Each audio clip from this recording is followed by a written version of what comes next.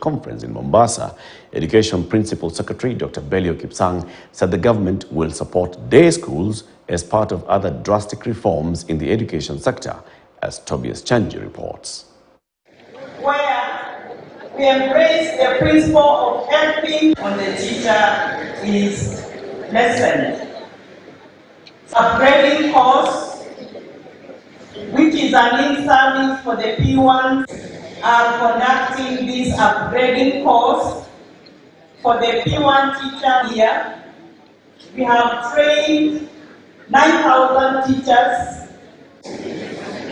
So as managers, Your Excellency, we appreciate the support shown this far by your administration to address teacher shortage beginning January 2020 and the reinforcement of professional development to enhancement of human capacity, which will motivate our members and other teachers.